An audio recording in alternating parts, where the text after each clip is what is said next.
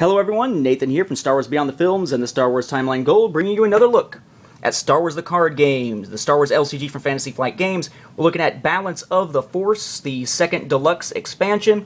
This is the one that brings in all of those new multiplayer rules for various scenarios here.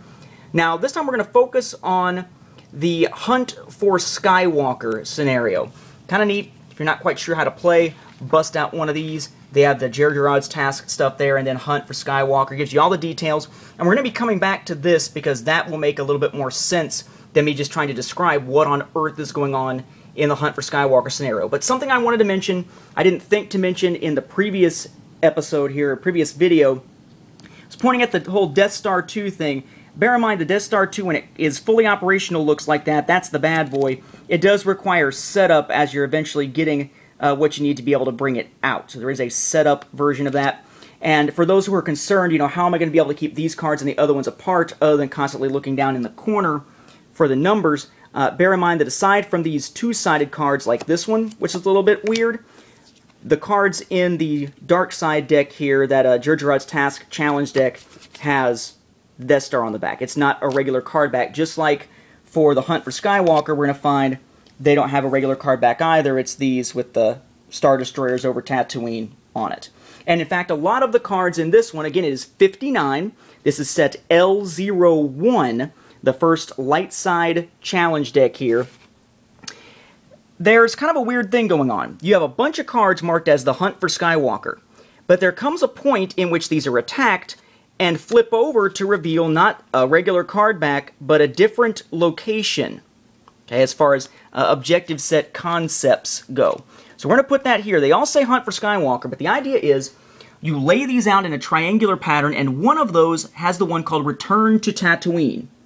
Return to Tatooine, when it's revealed by being attacked and so forth, will force you to bring out Luke Skywalker. And if the Imperial player, or the dark side player, can kill Luke Skywalker, they win the game. If this unit leaves play, you lose the game. Kind of an interesting way to go about it. Again, there's a lot more detail to the instructions in that actual little booklet that comes with it. We're not going to go through the whole thing unless we someday play a trial game or a practice game of it. But suffice to say, another of these multiplayer scenarios, no Death Star dial, not even the two-player Death Star dial this time. Different set of rules to this one. Again, 59 cards, all as one set rather than separate objective sets, however.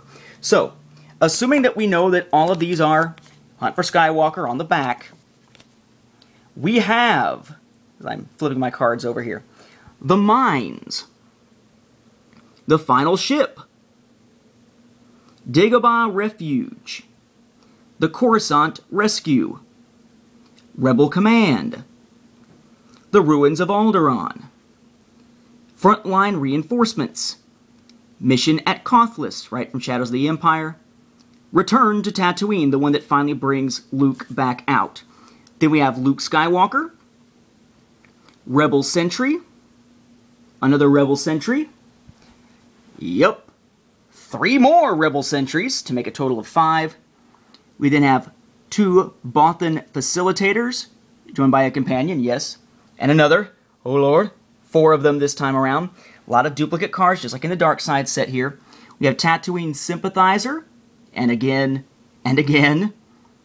We have Rogue Squadron Backup, which is kind of amusing because this comes from Starfighters of Adumar here, so the artwork at least. So Rogue Squadron Backup, 1, 2, 3 of those.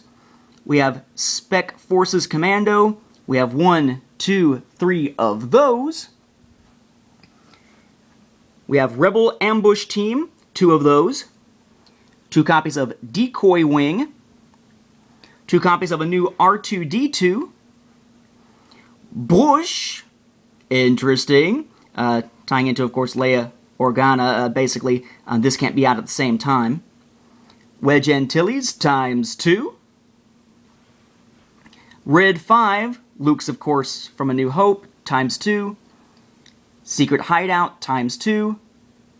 Command Center ×2. Entrenched Position ×1. Nope! Actually, Psych ×2. Rebel Honor Guard, just 1. Rig to Explode, just 1. The Force is Strong, zooming out here. Yep, 4 of those. and then Run, Luke, Run times 3. And may I say, if you're gonna put exclamation points, assuming that you actually, are caring about punctuation, where is the comma? It should be Run, comma, Luke, exclamation point, shouldn't it? Run, Luke, run. Unless they're telling someone to run Luke, and Luke is the direct object, not the person being spoken to. In which case, I guess that means somebody's behind him going, dance, boy, dance, or something like that. Run, Luke, run, Forrest. We have Premonitions of the Future. That cool Shadows of the Empire promotional artwork there. There are 2 of those. I believe that was from Star Wars Galaxy. Or Star Wars Galaxy is the little magazine thing. Evading Pursuit. And then a couple of fake cards. Change of Plans.